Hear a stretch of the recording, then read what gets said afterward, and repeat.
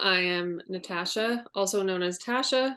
I just like really interested in like the problem of making art and whether or not I can make art in a way that minimizes my impact on the ecosystems, not just here, but like across the world where art materials are often sourced and processed and manufactured.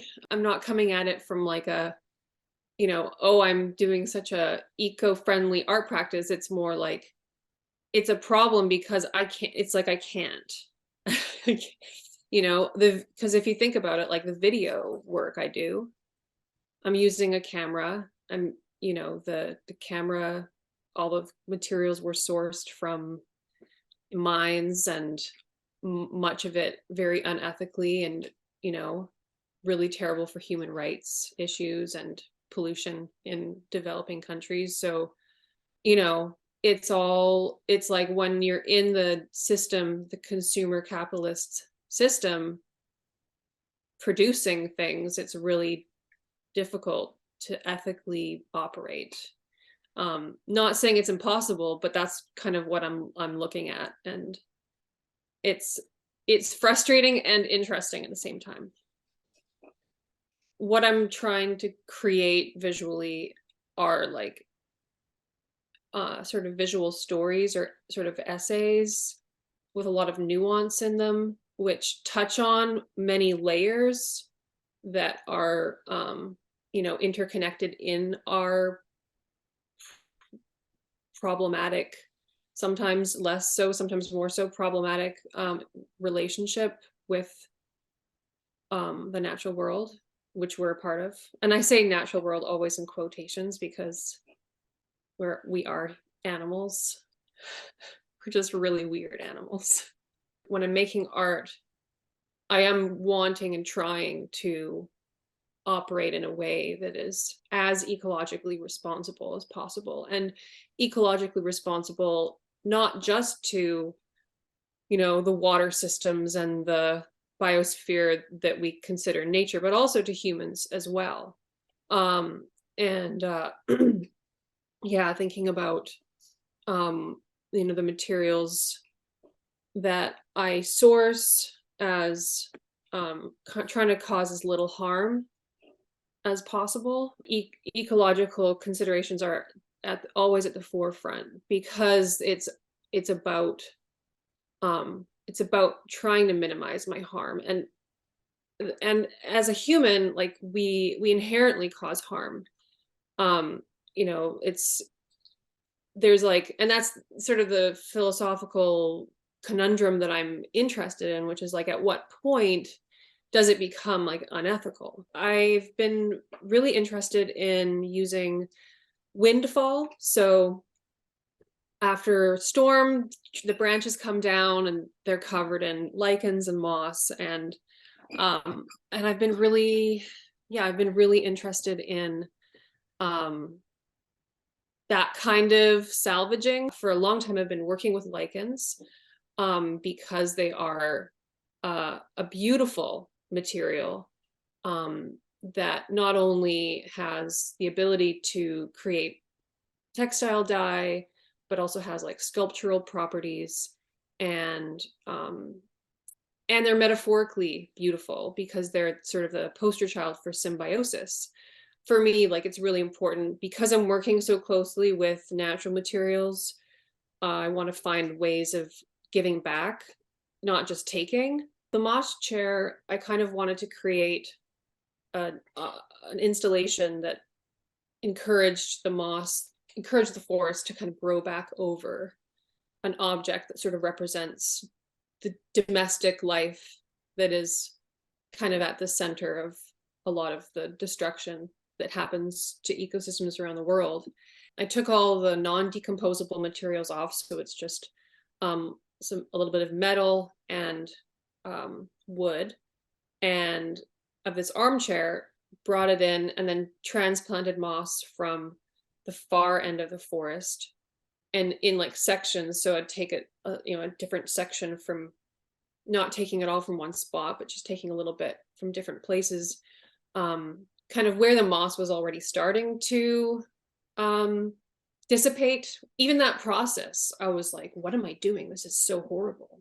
I'm destroying soil organism ecosystems. Like, I'm destroying someone's home by doing this. It's really uncomfortable when you're actually participating in the harm yourself, rather than letting someone else do it at the end of the supply chain.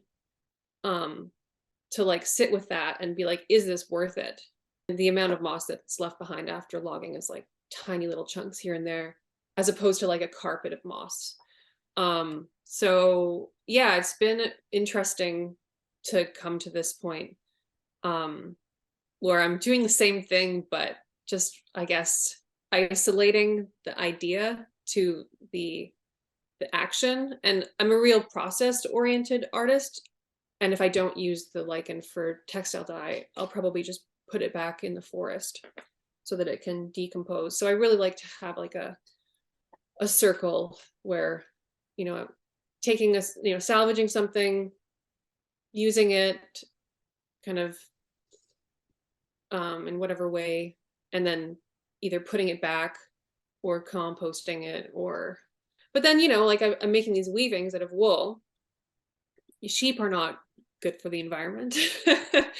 I recognize that there's only so much that I can do in terms of operating outside of these, oppressive, damaging systems that are, so troubling. I personally don't believe that I can ever attain any sort of ethical, philosophical purity based on, my own ecological concerns. We just have to try our best and look at this as an opportunity for creativity, because that's where our future is creative solutions, and letting go of ideas of what we thought we would achieve. Maybe letting go of ideas of where we thought we'd be. We have these, really antiquated ideas of success, and not antiquated, but like preconditioned ideas of success within our culture that I think, often will cause us to make decisions that might not be great. But I don't know. I mean, what do I know? It's like, I think it's just all a case by case basis. And if everyone can just try to be a little bit more mindful, and maybe do some more research and look into things, but not as a way to be too hard on yourself, but we all have a responsibility to try to heal and find ways of building community and new ways of doing things. I operate personally on an optimistic framework, which is, the time is now, it's extremely urgent, and there's only hope if we all make really radical changes.